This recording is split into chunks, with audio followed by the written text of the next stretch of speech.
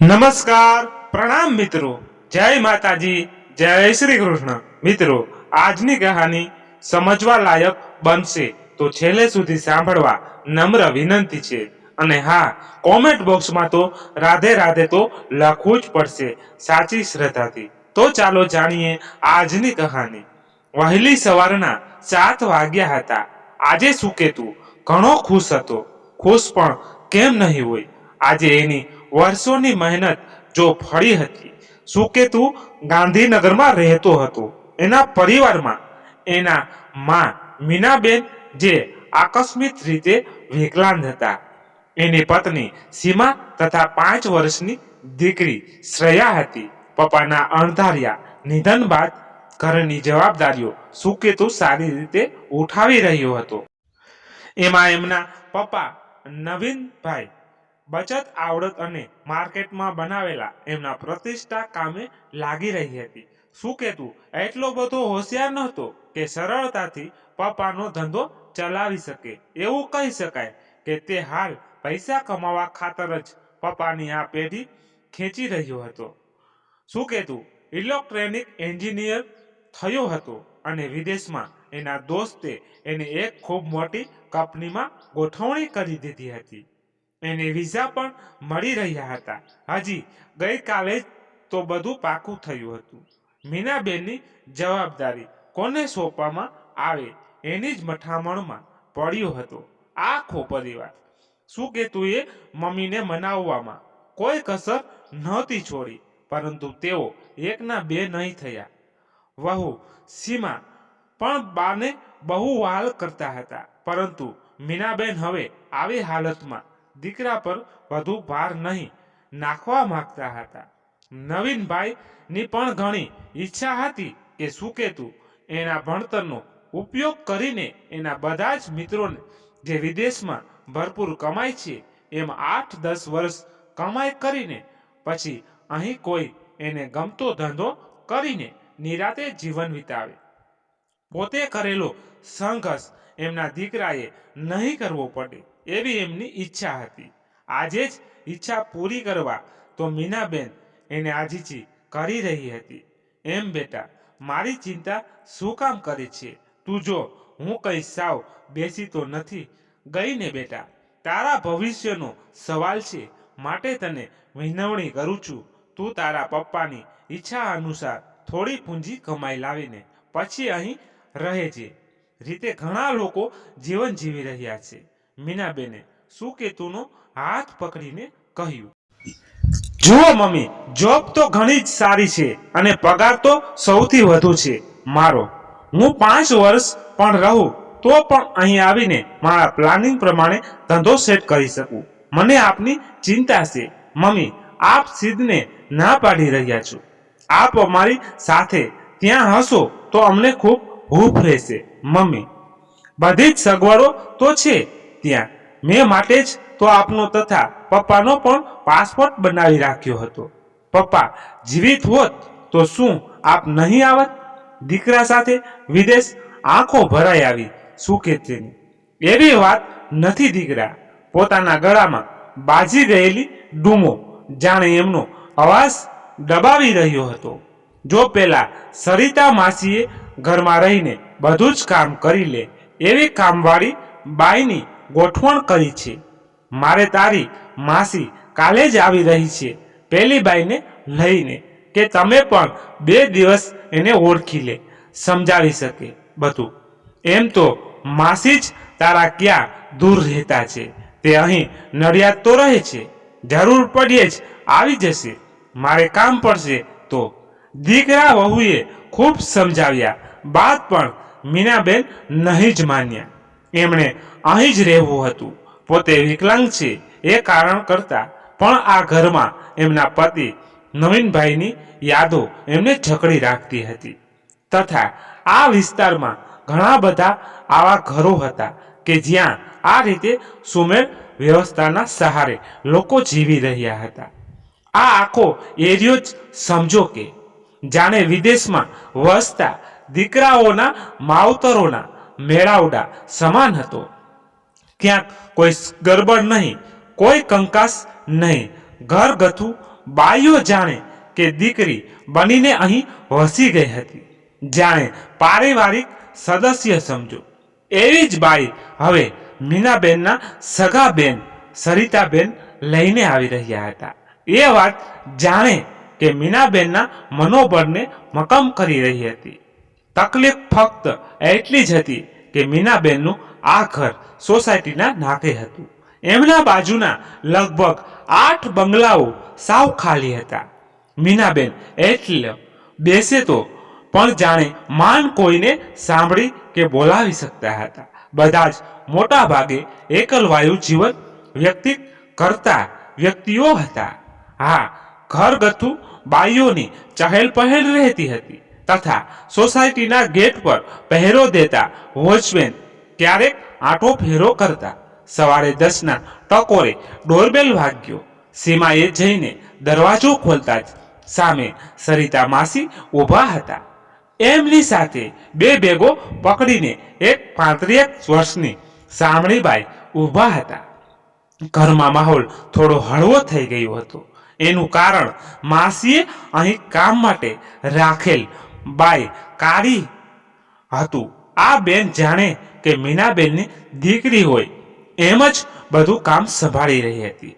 સેવા ચાકરીથી લઈને રસોઈ બનાવવામાં પણ એનો જવાબ નહોતો. ઘરમાં થોડા દિવસોમાં જ બધાની માનીતી બની ગઈ હતી. કાળી, સુકેતુ અને સીમાના માથેથી જાણે કે સેંકડો કિલો વજન હળવો થઈ ગયો હોય એવું લાગી રહ્યું હતું. સુકેતુને જાણે પોતે એક નવાઈનો નહીં પરંતુ એને એક બેન પણ છે એવું મહેસૂસ થઈ રહ્યું હતું. અંતે એ દિવસ પણ આવી ગયો કે જ્યારે મીનાબેનના ચરણ સ્પર્શ કરીને ભારે હૈયે સુકેતુ પોતાના પરિવારની સાથે આસુડા પાડતો ટેક્સીમાં બેસીને નીકળી ગયો. એ પહેલા જ એણે બધી ગોઠવણો કરી દીધી હતી. કાળીના બેંકનો એકાઉન્ટ નંબર લઈ લીધો હતો જેથી સમયસર એ કાળીના એકાઉન્ટમાં પૈસા ટ્રાન્સફર કરી શકે.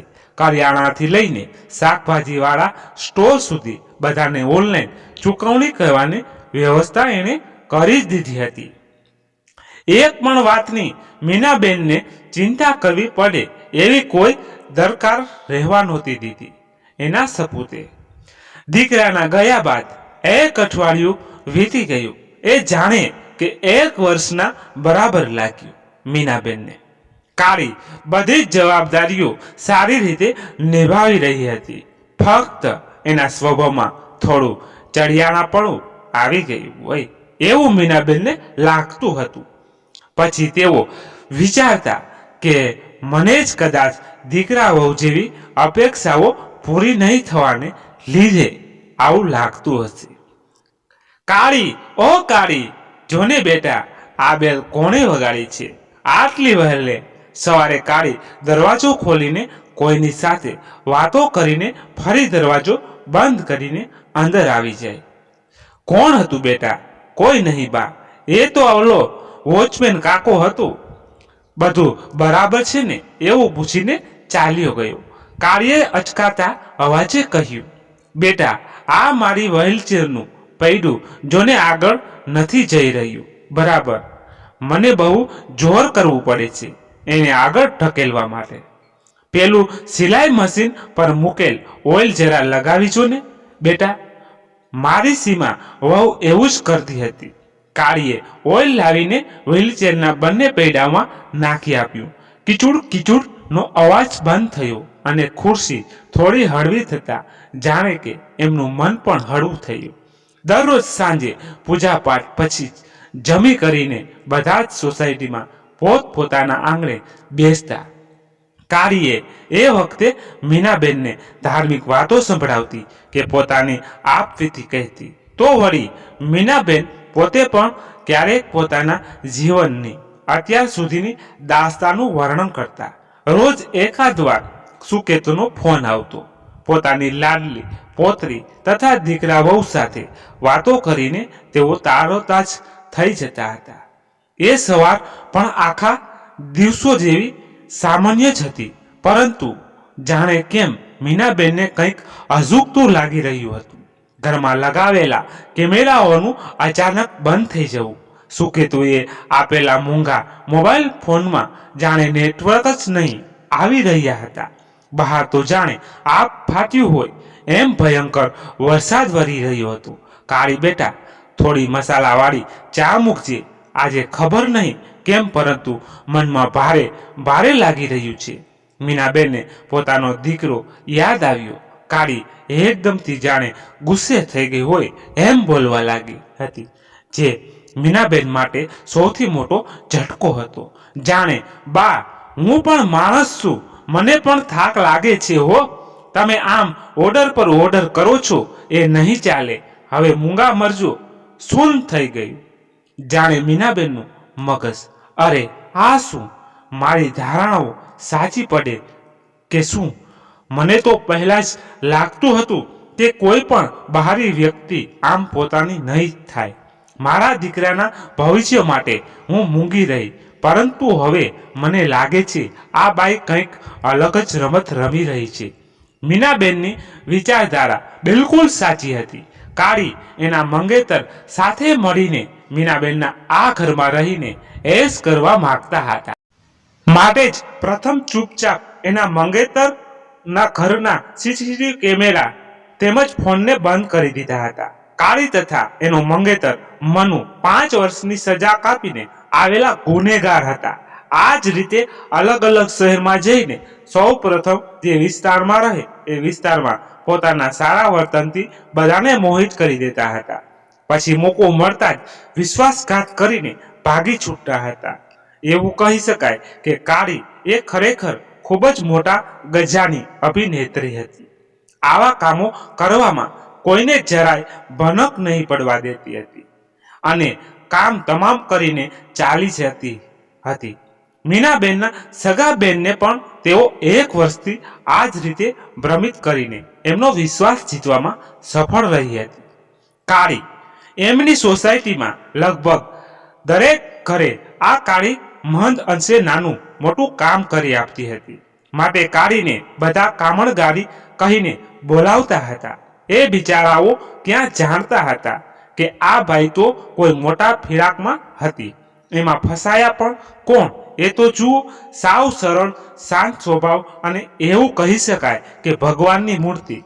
એવા લાચાર બિચારા કાળીના અત્યાચારોએ તો જાણે કાળો કેળ વર્તાવ્યો હતો. મીનાબેનને આજે પસ્તાવો થઈ રહ્યો હતો કે જો એમણે પુત્રની વાત માની લીધી હોત તો આવા એમના હાલ નહીં થત. એક ધારા અઠવાડિયાથી વરસી રહેલા વરસાદ વચ્ચે મીનાબેનને પણ દુઃખોની હેલી થઈ રહી હતી. ના એમને સમય પર જમવાનું કે નહીં દવાઓ મળી રહી હતી. ત્રાહિમામ પુકારી રહી હતી મીનાબેનની આત્મા. આ સમયે આખી સોસાયટીમાં પાણી ભરાઈ ગયું હતું. બહાર વ્હીલચેરના સહારે નીકળી કોઈને મદદે બોલાવી શકાય એવું નહોતું. આમે કમજાત ઘરનો દરવાજો જ ક્યાં ખોલી રહી હતી. ચોધાર આંસુએ રડતા મીનાબેન કાળીને આજીજી કરતા કહ્યું, બેટા કાળી, દયા કર મુજ લાચાર પર. તારે અહીં નહીં રહેવું હોય તો તું આરામથી અહીંથી જઈ શકે છે. હું કોઈને નહીં કહું તારી વાત. બસ તું અહીંથી ચાલી જા તારા ઘરે. હું કહીશ કે એને કંઈક જરૂરી કામ હતું માટે ગઈ છે, પણ મને હવે હેરાન નહીં કર. બેટા, તું જ રોજ ધર્મની મોટી મોટી વાતો મને સંભળાવતી રહી હતી. એ વાતોમાંથી તે એક વાત પણ તારા જીવનમાં ઉતારી હોય તો તું મારી પર દયા કરીને મને છોડી દઈશ. સાંભળ દોશી, એ બધી વાતો એ મારી ટ્રીક હતી મેન. બધા જ ધર્મની વાતો અમે થોડી થોડી યાદ રાખી છીએ. સાલા ક્યારેય કામ આવી જાય એ વાત યાદ રાખજે. મોટી મોટી વાતો તો કિતાબોમાંથી પણ મળી જ જાય છે. આમે તારા જેવા ઓલ્ડ લેડીને તો મસ્ત ફસાવી શકાય. બાબા, ભગવાનથી ડર. દીકરાએ હંમેશા સમય પર આવીને એના ભક્તોની રક્ષા કરે જ છે. મને વિશ્વાસ છે કે મુજ લાચારને એ બચાવવા જરૂરથી આવશે જ. એના ઘરે દેર છે, અંધેર ક્યારેય નથી. હા હા, તારો ભગવાન જોયો છે. ક્યારેય તે એ ભગવાનને 2 લાખ રૂપિયાની માટે તારા જેવા કેટલાય લોકો પોતાના ધર્મ છોડીને અમારા ધર્મને અપનાવી રહ્યા છે. એક દિવસ એવો આવશે જ્યારે ફક્ત અમારા ધર્મનું રાજ હશે. પોર લેડી, હું નથી જાણવા માંગતી તારા ધર્મ વિશે. અમે તો દરેક ધર્મનો આદર કરીએ એવા સંસ્કાર અમારા લોહીમાં જ હોય છે. આ લાચાર ગરીબો અથવા જેઓને અપમાનિત કરવામાં આવે છે એવા કેટલાય લોકો ધર્મ પરિવર્તન કરી રહ્યાનું મેં વાંચ્યું હતું, પરંતુ મારું માનવું છે તેઓ ધર્મો નહીં પરંતુ પરિસ્થિતિનું જે માત્ર પરિવર્તન કરી રહ્યા હોય છે. જે કુખે જન્મેલા એ જ જન્મેતાઓ ધર્મ એ આપણો ધર્મ હોય છે. જે લોહીથી સિંચન થયું ઘરમાં અને જે સંસ્કારોને તમે આંગળીઓ જાલીને ચાલતા શીખ્યા એ જ તો છે આપણો આજીવન ધર્મ સંકટ. એક જોરદાર તમાચો મીનાબેનના ગાલ પર પડ્યો. એ વધુ બોલી છે ને તો જીવતી સળગાવી દઈશ ગેસના ચૂલે, સમજી? હું તારી ભકસ એટલા સારું સાંભળી રહી છું કે પેલો મનુ બંદોબસ્ત કરવાનું સારું ગયો છે.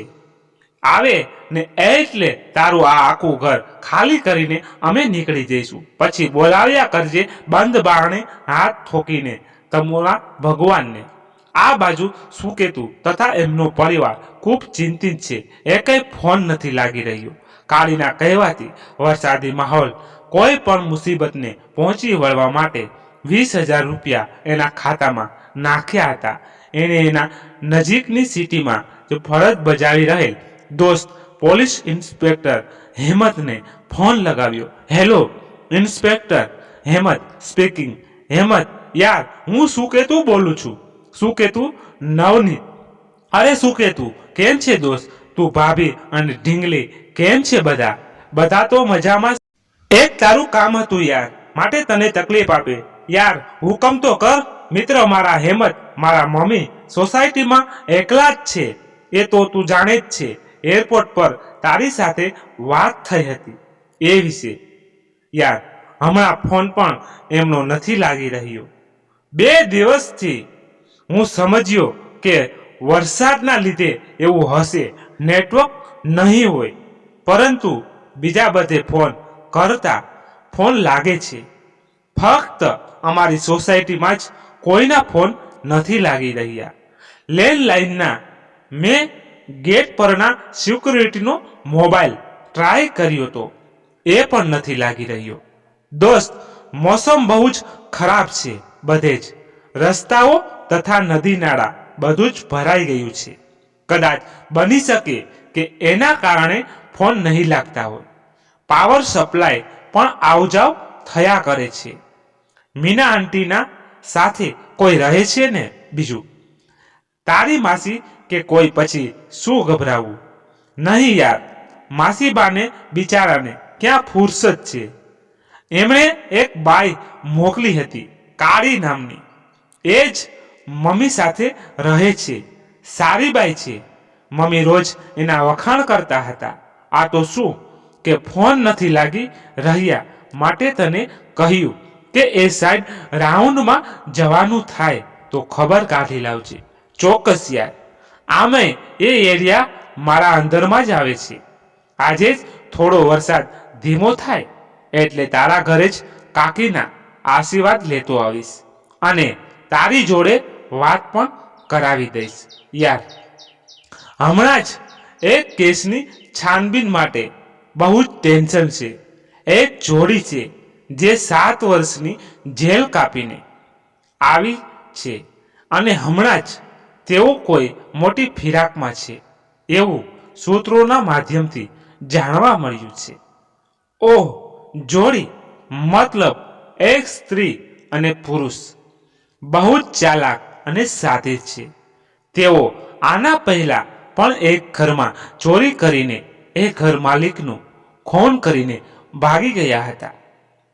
એ જ ગુનાઓમાં એમને 7 વર્ષની સજા થઈ હતી. કહેવાય છે કે એ બેમાંથી પહેલી સ્ત્રી કમજાત છે. ખૂબ જ ક્રૂર અને કટ્ટરવાદી છે.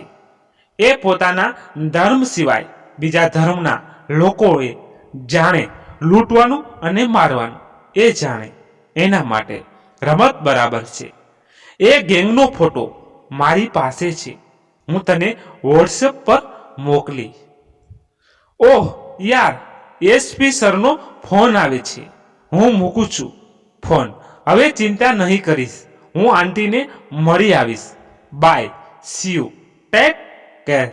દોસ્ત, વરસાદ જાણે કે થાકી હારીને ઘરમાં બેઠો હોય એવો એકદમ શાંત થઈ ગયો હતો. દિવસો પછી મીનાબેનની સોસાયટીમાં સૂર્ય દર્શન થઈ રહ્યા હતા, પરંતુ બિચારા મીનાબેનના જીવનમાં તો હાલ અંધકાર જ વ્યાપેલો હતો.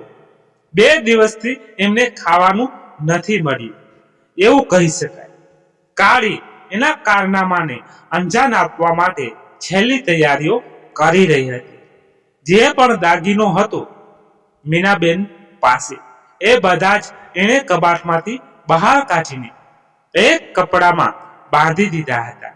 જેટલા પણ પૈસા હતા એ પણ લઈ લીધા હતા. મીનાબેન પોતાના પલંગ પર જાણે મોત આવવાની રાહ જોતા હોય એમ પડ્યા.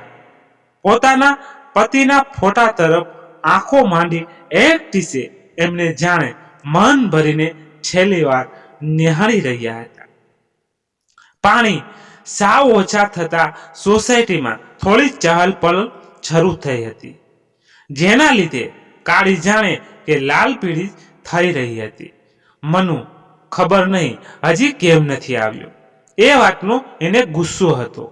કાળીએ જે ગેંગ બનાવી હતી જેલમાંથી છૂટ્યા બાદ, એમાં એમને ફૂલ 4 જોડી હતી.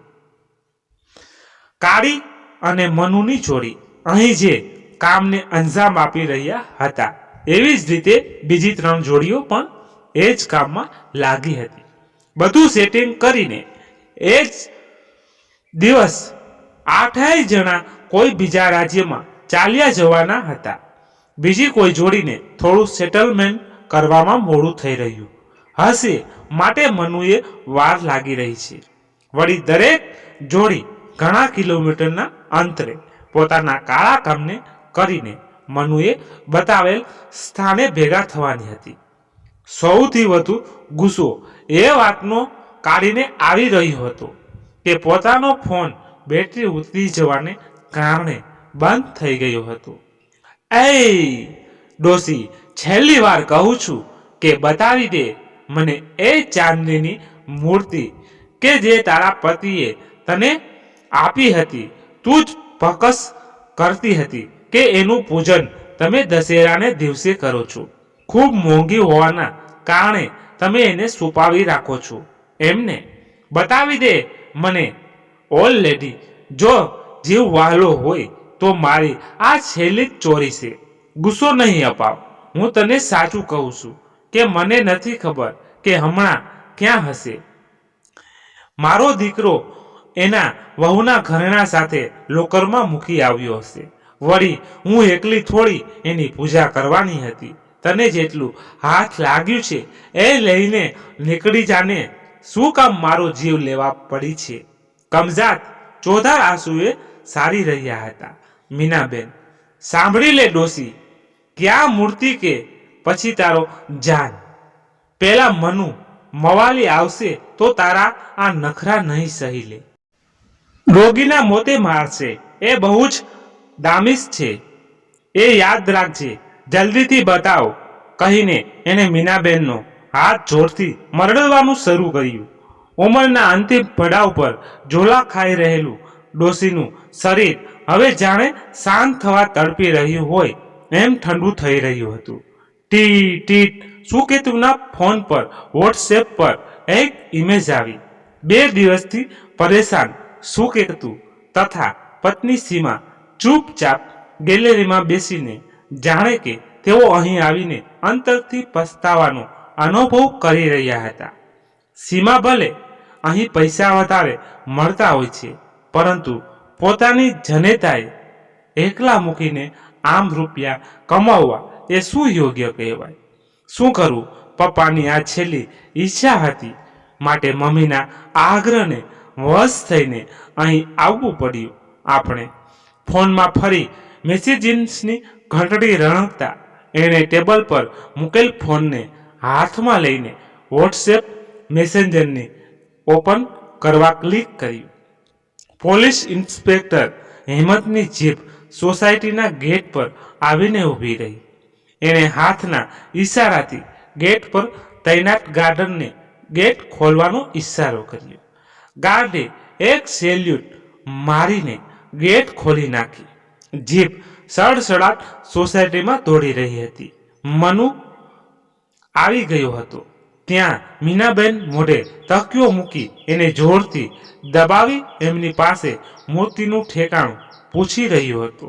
મીનાબેનના હાથ પગ તડફી રહ્યા હતા. પોતાના દિવાલ પર ટીંગાળેલી ઘડિયાળ જે ખૂબ જ પૌરાણિક હતી અને એના અંદર બનાવેલા ખાનામાંથી ભગવાન શ્રીરામની ચાંદીની મૂર્તિ જાણે ઘડિયાળના ટકોરે ધ્રુજી રહી હતી. સુકેતુના હાથમાંથી મોબાઈલ ફોન છટકીને સામે બેસેલા પત્ની સીમાના ખોળામાં પડ્યો. જોરથી બૂમો પાડી ઉઠ્યો સુકેતુ, મમ્મી, મારી મમ્મી સીમા! આ જો આ મેસેજ ઇન્સ્પેક્ટર હેમંતનો. એમણે જે ગુનેગારની ઇમેજ મોકલી છે એમાં પેલી કાળી પણ છે. સીમા, કાળી પણ છે. સીમા ધ્રુજતા હાથે મોબાઈલ ઉઠાવીને જોઈ રહી છે. કાળીનો ફોટો જોઈને એ ચોધાર આંસુએ રડી પડે છે. અરે રે, આ શું કરી નાખ્યું? આપણે મમ્મીને મોતના હવાલે કરીને આપણે અહીં રૂપિયા કમાવા આવી ગયા. શું થશે હવે? મમ્મી સાથે તેઓનો ફોન આટલા દિવસથી બંધ હતો. એટલે તો એવું જ હશે કે મમ્મીને કંઈક કરીને પેલી કાળી નહીં, એવું નહીં કહીશ. સીમા, મારું મમ્મી સિવાય કોઈ નથી. સમજ, મારા પપ્પાનું વચન પૂરું કરવા મારી મમ્મીએ મને અહીં મોકલ્યો હતો. હું તો અહીં પૈસાથી કમાઈને જઈ મમ્મીની સાથે આપણા પરિવારની ખુશીના સપનાઓ જોતો હતો. ભગવાન શ્રીરામજીની રક્ષા કરશે મારી મમ્મીને. હું ઇન્સ્પેક્ટર હેમંતને હમણાં જ ખબર આપું છું આ વાતની. મમ્મીને કંઈ નહીં થવા દો. તું પેકિંગ કર જલ્દીથી. આપણે ઇન્ડિયા પાછા જઈ રહ્યા છીએ.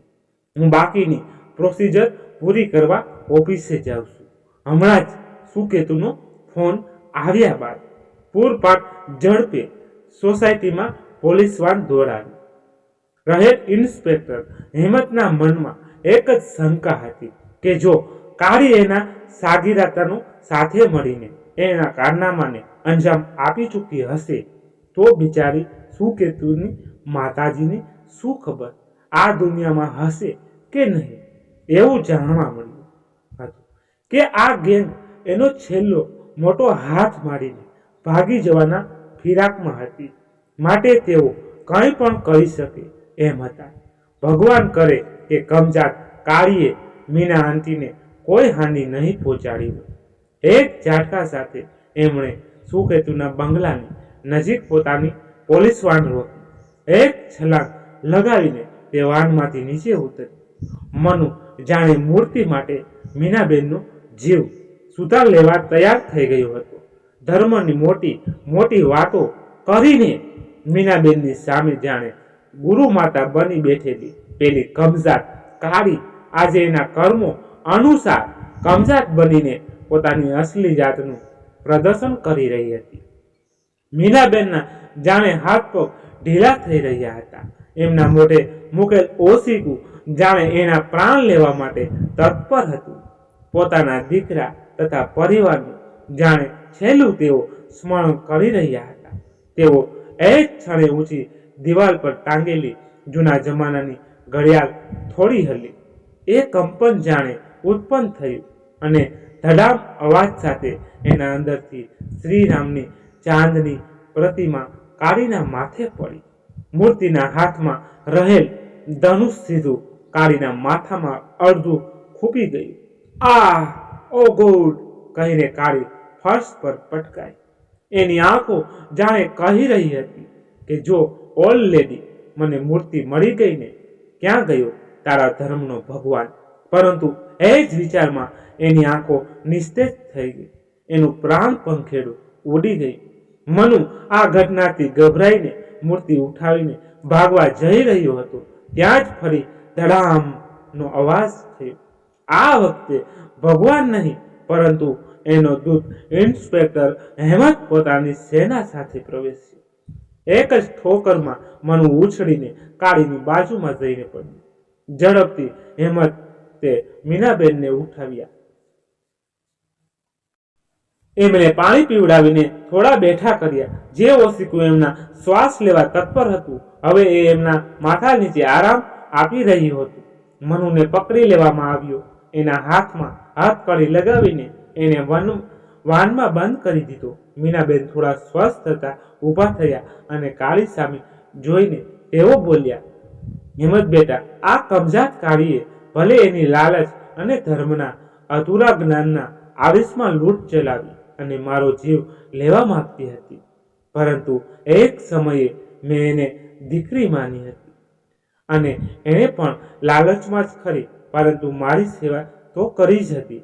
હું ચાહું છું બેટા કે એના અંતિમ સંસ્કાર એ મારા પૈસાથી કરવામાં આવે. એ જ જે પણ ધર્મની અનુસરતી હતી એના અનુસાર એના ક્રિયાકાંડ કરવામાં આવે. ભલે એના કર્મો એને હિંસા કરવા માટેની પ્રેરણા આપતો હશે, પરંતુ મારો ધર્મ હંમેશા પરસેવામાં જ માનનાર રહ્યો છે. મારી આ ઈચ્છા પૂરી કરજે બેટા. અરે આંટી, તમે મને શરમમાં નહીં નાખશો પ્લીઝ. હું આપના કહ્યા અનુસાર જ જરૂરી કાનૂની કાર્યવાહી પત્યા બાદ આના અંતિમ સંસ્કાર કરીશ. પહેલા આપ સુકેતુ સાથે વાત કરો. આ ફોન લગાવ્યો છે, તે ખૂબ ચિંતિત છે. એને જ મને આપની પાસે અહીં મોકલ્યો હતો. એ પણ જરૂરી કાગજાત કરીને કાયમ માટે અહીં જ આવી રહ્યો છે. આંટી, લો કરો વાત. ચોધાર આંસુએ રડીને વાતો કરી રહેલ એક માને જોઈને હેમંતની આંખો પણ ભીની થઈ રહી હતી. એ વિચારી રહ્યો હતો કે આ લગભગ અડધી કરતા વધારે સોસાયટીના ઘરોમાં મા બાપને આમ કેરટેકર ના સહારે મૂકીને વિદેશમાં કમાવા જનાર લોકો માટે આ ઘટના આંખો ઉઘાડનારી છે. જો મારી પાસે પેલી વિગતો નહીં આવત તો આજે કાળીનો ફોટો હું મારા મિત્રને નહીં મોકલી શકત. ખરા સમયે પ્રભુ શ્રીરામે એનો ચમત્કાર બતાવ્યો છે. અન્યથા મીના આંટી હાલ કદાચ જીવિત નહીં હોય. હું હમણાં જ આ રીતે રહેતા મારા વિસ્તારના તમામ ઘરની તલાશી કરાવીને વિગતો જાણે જઈને લઈશ. શી ખબર કેટલાય ઘરોમાં આવી કમજાત કાળી પોતાનું વસ્ત્વ જમાવી બેસેલી હોય. કહાની સમાપ્ત થઈ. મારી આ રચના સાથે કોઈ પણ ધર્મને કોઈ નિસ્બત નથી. ધર્મ પરિવર્તન એ પાત્રને ન્યાય આપવા માટે જ અહીં દર્શાવ્યું છે. કોઈ વ્યક્તિ કે સમુદાય સાથે એનો કોઈ સંબંધ નથી. મિત્રો, તમારે શું કહેવું છે આ કહાની વિશે તે કોમેન્ટ બોક્સમાં જણાવશો. પસંદ આવી હોય તો લાઈક શેર કરો તમારા મિત્રોને અને ચેનલ પર નવા છો તો ચેનલને સબસ્ક્રાઇબ જરૂરથી કરજો, એટલે તમને નવી નવી કહાની સાંભળવા મળતી રહે. ધન્યવાદ. ફરી મળીએ એક નવી વાર્તા સાથે. ત્યાં સુધી બધા મસ્ત રહો, તંદુરસ્ત રહો. જય માતાજી, જય દ્વારકાધીશ. હર હર મહાદેવ મહાદેવ મહાદેવ. જય શ્રી રામ, જય બજરંગ બલી.